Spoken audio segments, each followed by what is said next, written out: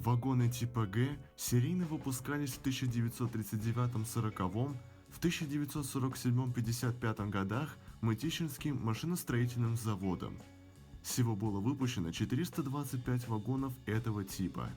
20 июня 1940 года с Мытищинского завода на московский метрополитен прибыл первый моторный вагон типа Г, совершил пробный рейс на участке Сокольники, Центральный парк культуры и отдыха имени Горького, ныне парк культуры.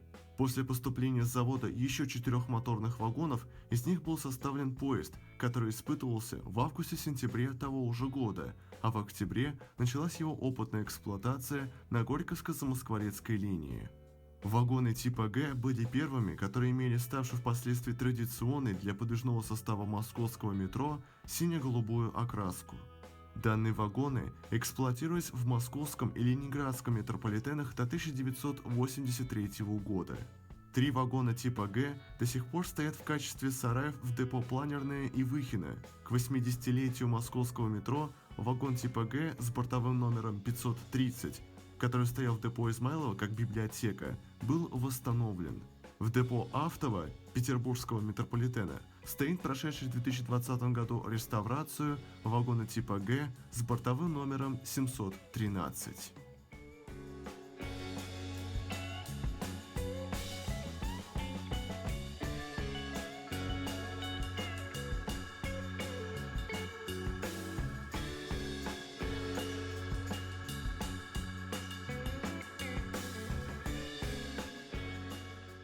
Вагоны типа Д серийно выпускались в 1955-63 годах Мытищинским машиностроительным заводом. Основными отличиями от вагонов типа Г было существенное уменьшение массы вагона, улучшение электрического оборудования и примененная на этих и последующих вагонах сцепка Шарфенберга. Всего было выпущено 662 вагона этого типа. Эксплуатировались в московском метрополитене до 1995 года, в Петербургском до 1992 года. В Нижегородском до 1993 года вагоны были переданы из Москвы. В Киевском метрополитене до 1969 года вагоны были переданы в Ленинград, ныне Санкт-Петербург. Также 3 вагона такого типа используются в депо Новосибирского метрополитена в качестве служебных в 1986-90-е годы. Лаборатория СЦБ и ее сопровождение. Недостатки вагона типа Д. Шум при работе мотор-компрессора типа Э300 не отличался от шума мотор-компрессоров других типов. Сильная поперечная качка, вызванная применением эллиптических листовых рессор в центральном подвешивании.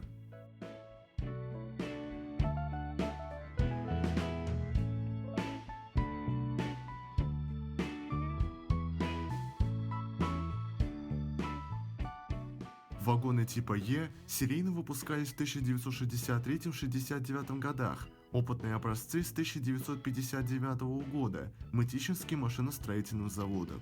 Всего за годы производства было изготовлено 824 вагона типа Е. К концу 1959 года были изготовлены 2 первых опытных вагона типа Е. В декабре того же года новые вагоны отправили в московское депо «Сокол» для прохождения испытаний.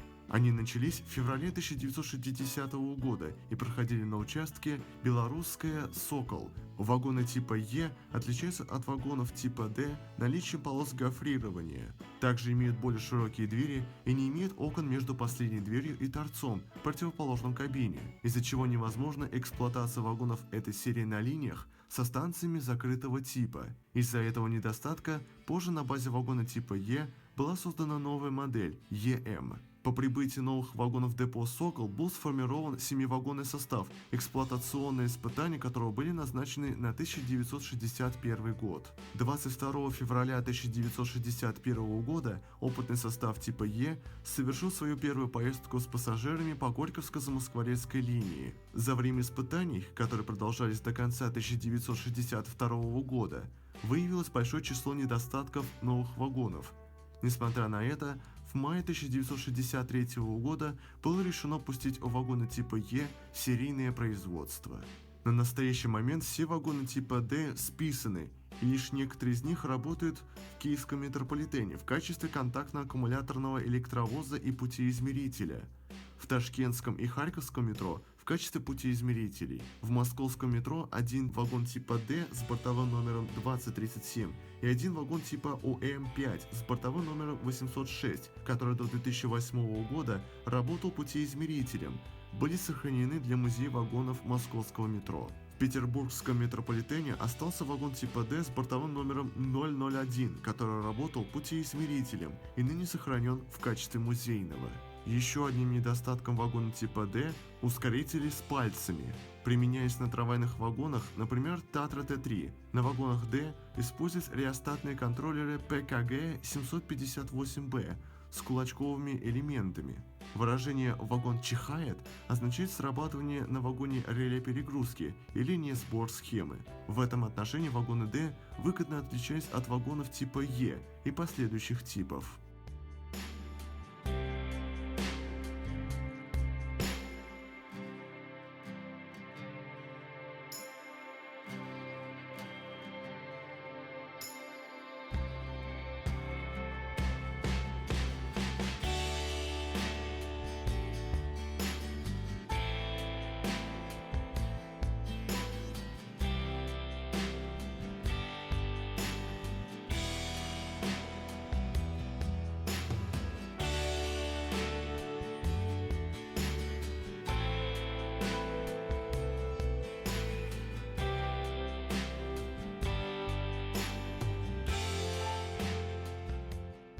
В 1991 году Ленинградский вагоностроительный завод имени Егорова начал разработку контактно-аккумуляторных электровозов для служебных нужд Ленинградского метрополитена для замены устаревших контактно-аккумуляторных электровозов на базе вагона типа D. Условия эксплуатации данных электровозов требовали наличия торцевых дверей в кабине машиниста для возможности перехода в другие вагоны, в то время как кабины головных вагонов 81717 не имели сквозного прохода. Поэтому за основу было решено взять кузова промежуточных вагонов 81714, оснастив их двумя кабинами машиниста с пультами управления по торцам и дополнительными буферными фонарями. В 1992 году с завода были выпущены два опытных электровоза, которые получили обозначение ВК. Вагон-электровоз контактно-аккумуляторный. Первый электровоз поступил для опытной эксплуатации в депо Калужское Московского метро, второй в депо Московское Петербургского метро. Оба были окрашены в желто-коричневые цвета. В ходе эксплуатации у электровозов был выявлен ряд недостатков, а оборудование периодически выходило из строя, поэтому спустя некоторое время электровозы были отставлены от работы. Петербургский электровоз был списан с баланса метрополитена в 2002 году. Дальнейшая его судьба неизвестна. Московский электровоз долгое время использовался в качестве хозяйственного помещения в депо Калужское. Впоследствии он был передан в депо Выхино, где был отремонтирован и перекрашен в желто-красную цветовую схему, аналогичную цветовой схеме более поздних электровозов 81581.